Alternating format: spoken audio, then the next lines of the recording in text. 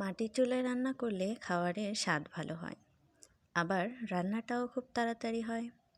এজন্য আজকে আমাদের বাসায় মাটির চুলায় রান্না করা হচ্ছে। তো আপনারা পুরো ভিডিওটা আমার সাথে কন্টিনিউ করতে থাকুন। আসসালামু আলাইকুম, কেমন আছেন সবাই? আলহামদুলিল্লাহ, আমি অনেক ভালো আছি। আজকে বাসায় রান্না হবে কলমির শাক ভাজি, আর খাসির গোশ আর ডাউল।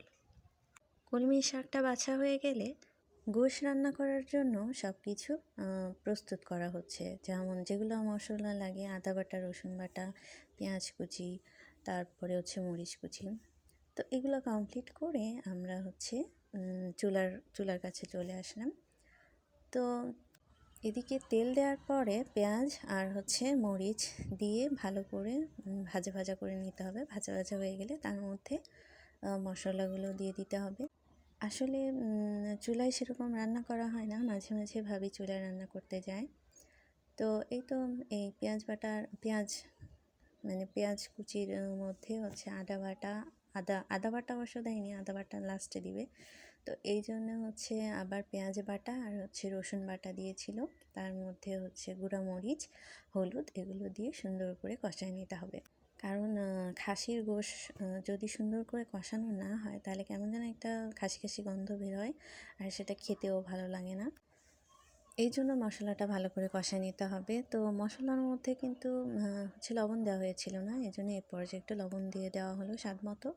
যদি কম হয় তারপরে আবার দেওয়া হবে। তো কষানো হয়ে গেলে এর মধ্যে গোশগুলো দিয়ে দিতে হবে। গোশগুলো দিয়ে সুন্দর করে নাড়াচাড়া করে ঢাকনা দিয়ে ঢেকে দিতে হবে, আর ভালো করে একটু কিছুক্ষণ যাবত কষায় নিতে হবে। আপনাদের কারো এই খাসির গন্ধটা খাসির গোশের যে গন্ধ বের হয় সেটা লাগে কিনা জানি না, বাট আমাদের কাছে লাগে।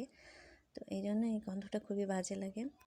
আর মাটির চুলায় রান্না তাড়াতাড়ি হয় কারণ আগুনটা একটু দ্রুত জ্বলে, দাপ দাপ করে আগুনটা জ্বলে, এই জন্যই আর কি রান্নাটা তাড়াতাড়ি হয়। অনেকের কাছে কিন্তু মাটির চুলায় রান্না করতে অনেক ভালো লাগে। আমাদের বাসায় তেমন একটা মাটির চুলায় রান্না করা হয় না, মাঝে মাঝে ভাবি যায় মাটির চুলায় রান্না করতে। যখন আর কি একটু বেশি রান্না থাকে তখন মাটির চুলায় রান্না করা হয়। আর এখন শীতের বেলা, এখন ছোটোবেলায় একটু তাড়াতাড়ি রান্না বান্না কমপ্লিট না করলে তো আর হয় না। এই জন্যই আর কি তাড়াতাড়ি রান্না বান্না কমপ্লিট করার জন্যই আর কি চুলায় যাওয়া। তো চুলাতে গোশ দেওয়া হয়েছে, আর এদিকে ডালের প্রিপারেশন চলছে। ডাউল রান্না হবে। ডাউলটা ভালো করে অরুণ দিয়ে ম্যাশ করা হয়ে গেলে তার মধ্যে পানি দিয়ে আবার ইন্ডাকশানে বসায় দিতে হবে, যেন ডাউলটা ভালো করে বলক উঠলে তারপরে তেল দিয়ে ডাউলটা নামিয়ে ফেলতে হবে। এই পর্যায়ে গোশটাও প্রায় কষানো হয়ে গেছে, এখন ঝোলের পানি দেওয়া হবে। ঝোলের পানি দিয়ে আবার পানি শুকানো পর্যন্ত বলক আসা পর্যন্ত ঢাকনা দিয়ে ঢেকে রাখতে হবে। অনেক দিন যাবতই আমি ভিডিওতে ভয়েস দিচ্ছি, তারপরেও আমার ভয়েস দিতে কেমন যেন আনইজি ফিল হয়, ভয়েস দিতে গিয়ে আটকায় যায়। তো আপনারা কিছু মনে করবেন না, আরও কিছুদিন হয়তো বা আমার সময় লাগবে যে ভয়েসটা সুন্দর করে দেওয়ার জন্য। এই তো গোশ রান্না করা কমপ্লিট। তো এবার শাক রান্না করার প্রিপারেশন চলবে। তো এর মধ্যে তেলের মধ্যে তেল দিয়ে তার মধ্যে শুকনো মরিচ, তারপরে আবার পেঁয়াজ, কাঁচামরিচ দিয়ে সুন্দর করে একটু লাল লাল করে তার মধ্যে শাকগুলো দিয়ে দিতে হবে। আসলে কলমি শাক খেতে কিন্তু আমার অনেক ভালো লাগে।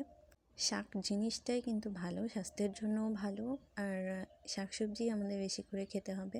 আর এখন যে শাকসবজির দাম, নিজেদের লাগাই খেতে হবে এমন অবস্থা। তো এই কলমি শাকটা আম্মা কার ভুঁয়ের থেকে উঠায় নিয়ে এসেছিলো।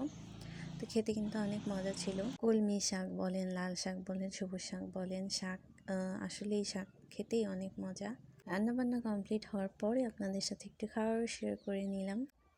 আপনাদের যদি আমার ভিডিওটা ভালো লেগে থাকে তো আপনারা লাইক, কমেন্টস, আর যদি বেশি ভালো লেগে থাকে তাহলে শেয়ার করতে ভুলবেন না।